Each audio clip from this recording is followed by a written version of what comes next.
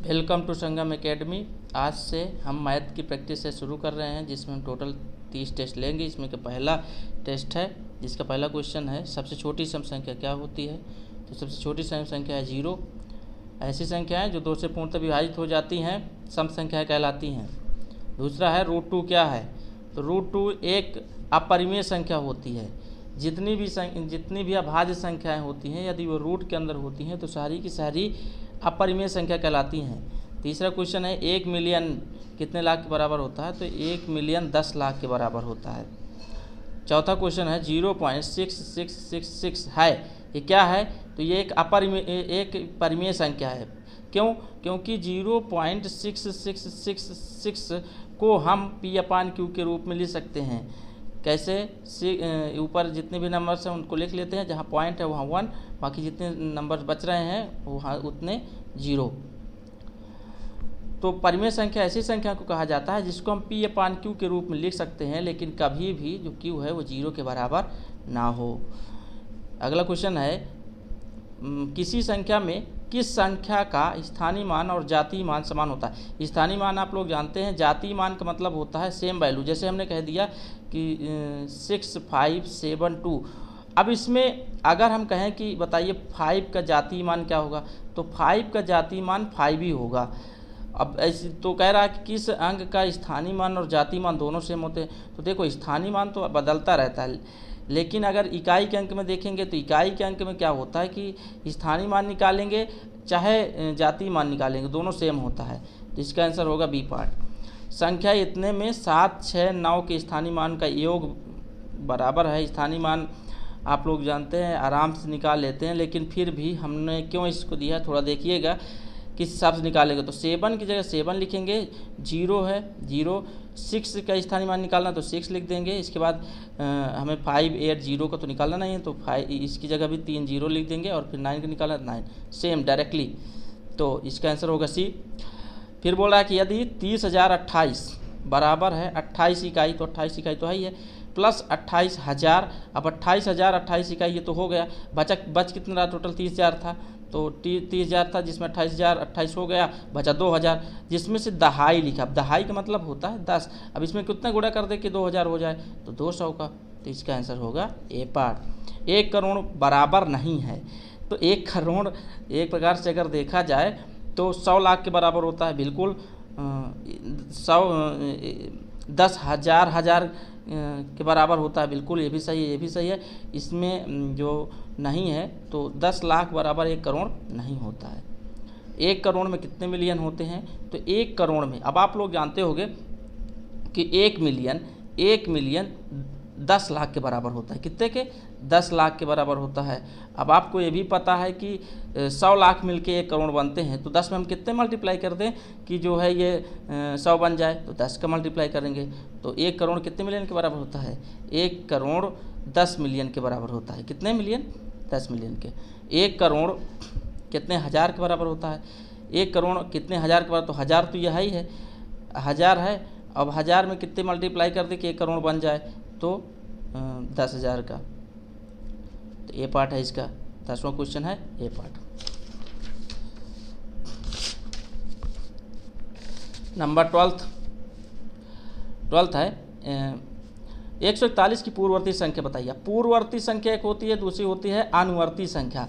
अनुवर्ती संख्या में हम क्या करते हैं, जो भी संख्या का अनुवर्ती संख्या निकालना होता है उसमें 1 प्लस कर देते हैं, मतलब 1 ऐड कर देते हैं, जोड़ देते हैं।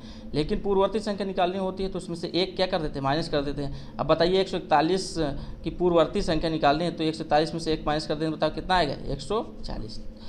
27 को रोमन अंक में लिखा जाएगा, तो 27 को देखो 10 को लिखा जाता है x, और 20 को XX, 5 को लिखा जाए 5, और फिर 2 ऐसे टोटल मिला के ये हो गया 27। 1000 को रोमन अंक में क्या लिखा जाता है? तो 1000 को रोमन अंक में लिखा जाता है यम। क्या लिखा जाता है? यम। यल से होता है 50, यल से होता है आपका 50, डी से होता है 500, डी से होता है 500। नंबर क्वेश्चन है 15। 0.363636 एक रिपीटिंग नंबर है, इनफाइनाइट में जाते हैं और P/Q ग्रुप में बदलना है। हमने बताया था इसको कैसे बदलते हैं। तो इसके बदलने का तरीका है कि जो भी संख्या लिखी हुई है 0 पॉइंट जो संख्या रिपीट करते हैं उसके ऊपर बार लगा देते हैं। अब बताइए कितनी ऊपर जो है 36 लिखते हैं और नीचे बताइए कितने संख्या के ऊपर बार लगा, 2 9 लिख देंगे। अब इसको आप जो है सिंप्लीफाई करेंगे तो आपका आंसर आ जाएगा 4/11। अगला क्वेश्चन है 0.7343434 ये जाता है इनफाइनाइटली, मतलब P/Q के रूप में लिखना है। तो इसमें हमने बताया था इसको हम लिख सकते हैं 0.734, जो संख्या रिपीट करती है उसी के ऊपर बार लगाते हैं। अब इसको सॉल्व करने का तरीका होता है, ऊपर पूरा 734 लिखते हैं और जो संख्या रिपीट नहीं कर रही है उसको माइनस कर देते हैं ऊपर से, नीचे जितनी संख्या रिपीट करती है उतने तो हम 9 लिख देते हैं, जो संख्या रिपीट नहीं करता 0 माइनस करते हैं।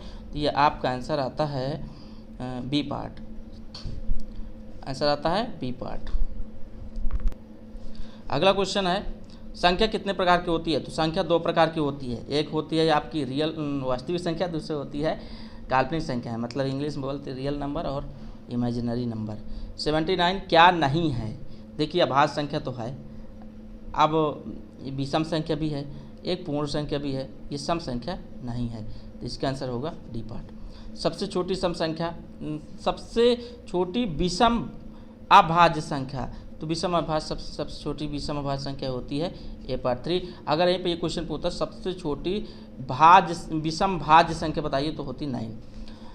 52 और 78 के बीच कितनी संख्याएं आएंगी?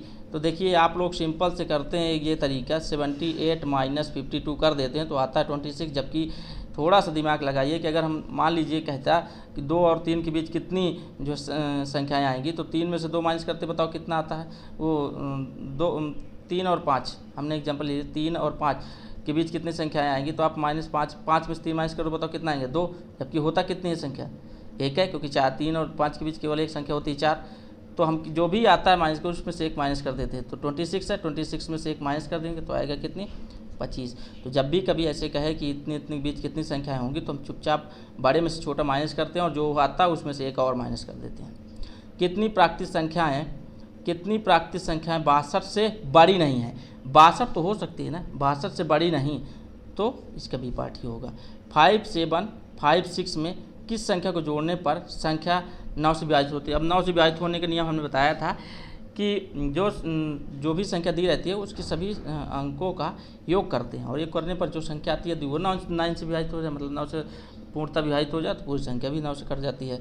तो 5, 7, 5, 6 ऐड करते हैं तो आता है हमारा 23। अब 23 में कितना ऐड कर दे कि 27 हो जाए, क्योंकि 27 9 से क्या होता है? विभाजित होता है, तो 4 ऐड कर देंगे।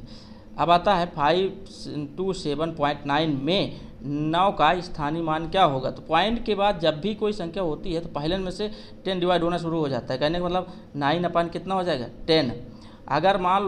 अगर मान लो इसके बाद एक और संख्या दी होती, मान लो दियत जैसे हमारा था 5.27.9, मान लो एक और दे देता 5 दे देता। अब कह देता कि 5 को स्थानीय मान बताओ इधर वाले का, तो ये हो जाता 5/100, ऐसे होता है। 9.099 प्लस 0.999 प्लस 0.009 को योग बताइए, तो इस सिंपल सा योग है और इसका आंसर है आपका बी पार्ट 10.107।